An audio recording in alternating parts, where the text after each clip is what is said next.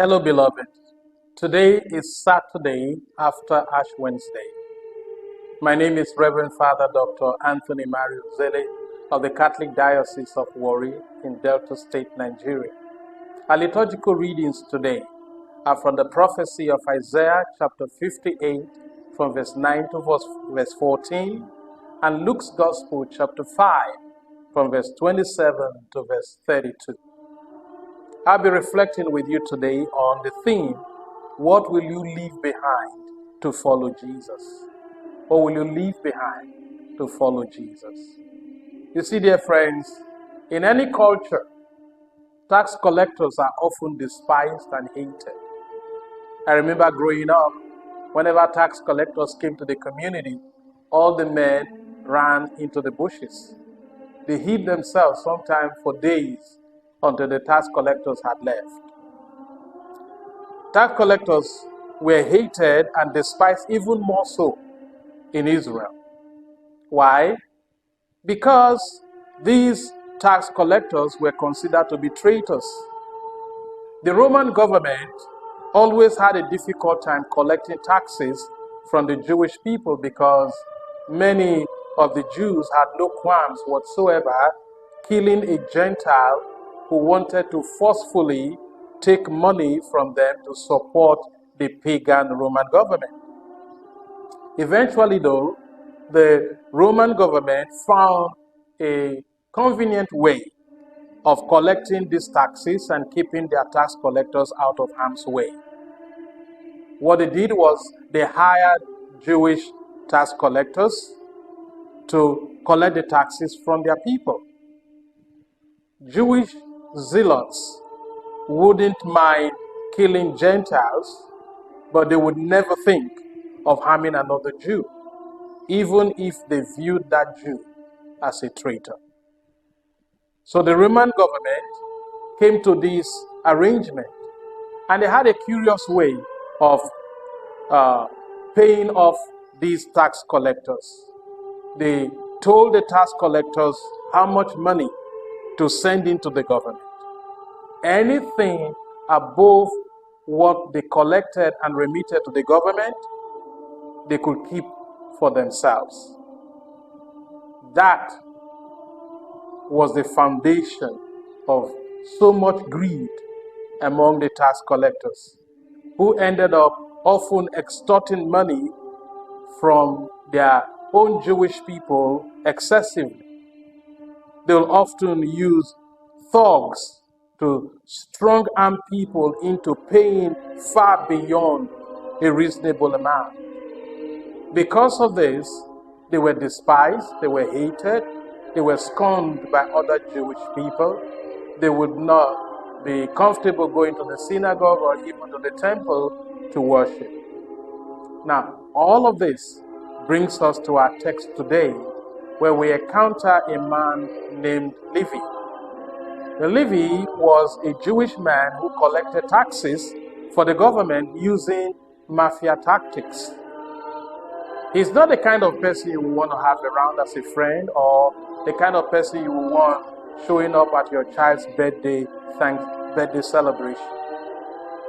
But Jesus is never constrained by such stigmas.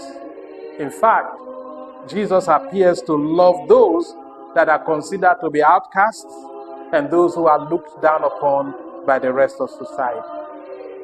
And so Luke tells the story in chapter 5 from verse 27 to verse 32 that when Jesus saw Levi, he says, after these things he went out and saw a tax collector named Levi sitting at the tax office, and he said to him, "Follow me." Now this Levi is most often called Matthew in the Gospels, and he is the author of Matthew's Gospel. In fact, after this account, where he is called to follow Jesus, he is never referred to again as Levi. And you see, many people in the Bible have two names. One for before they met Jesus, and another after they followed Jesus. So Simon becomes Peter after he followed Jesus. So Saul becomes Paul after his conversion. And Levi becomes Matthew after he's called by Jesus. There's an interesting theory by one Alfred Edersheim. Edersheim postulates, a biblical historian and scholar, he postulates that Levi probably followed Jesus about wherever he went and used the opportunity to tax the crowds that came to hear Jesus teach. Now imagine if you came to church next Sunday and there was a tax agent standing out by the door, taking down names and national identification numbers or social security numbers to see if you had paid your taxes or not. It will probably dampen your desire to come to church again. But that's kind of probably what Levi might have been doing. He probably was following Jesus around because he knew that the crowds would come to listen to him. And so he used the opportunity to tax the crowds who came to hear Jesus. But as Levi sat there, taking the names of people who had not paid their taxes, as he sat there, taxing people who came to hear Jesus teach, preach, and heal, he also got to hear Jesus' teaching for himself. So this was probably like water to a dusty soul. Besides being despised and hated, tax collectors were not allowed to come to the synagogue to hear the word of God. But here was Levi, being able to hear the word of God like it had never been preached by anybody ever before. All his professional life, Levi had been told that because he was a tax collector, he was headed for hell. He had been told that it was impossible for God to have mercy on his soul and to forgive him. But when he heard Jesus teach and preach, he heard something different. He heard something hopeful. His heart was consoled. His spirit was elevated. So Levi kept showing up to hear the words of Jesus, probably not just to tax people anymore, but more so that he could hear Jesus speak. I doubt that Levi's presence ever bothered Jesus, but it surely would have bothered the crowds. They didn't like tax collectors around them. They didn't want to get taxed. But there was nothing that Jesus could do to stop Levi from coming around except one thing. So rather than ask Levi to stop coming around, Jesus asked him to become one of his followers, one of his disciples. Is it that ingenious? Is it that incredible? I mean, technically, if Levi had been following Jesus about and he had been hearing him even longer than some of those who come around, he had actually become one of his followers, one of his disciples. But he never dreamed that Jesus would recognize him and that Jesus would pay attention to him. He probably never dreamed that Jesus would even speak to him. He never dreamed that Jesus would extend an invitation to him. So when that invitation came, you can imagine the state of Levi's heart and soul. He jumped at it. Friends, I love this about Jesus. There are people who think that they have sinned too much for Jesus to be able to love them.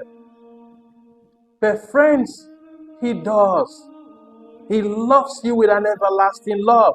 No matter where you've been, no matter what you've done, no matter how far you have strayed.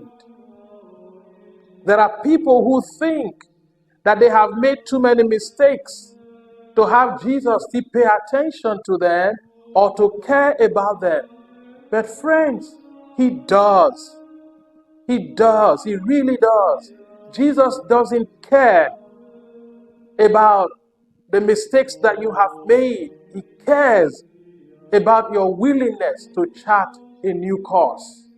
And he can turn your mistakes into miracles.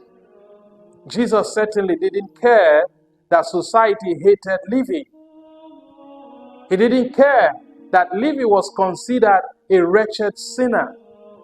All he wanted was for Levi to follow him. And look how Levi responds. As Luke says in chapter 5, verse 28, he says, so he left all, he rose up, and he followed him. Now think carefully with me.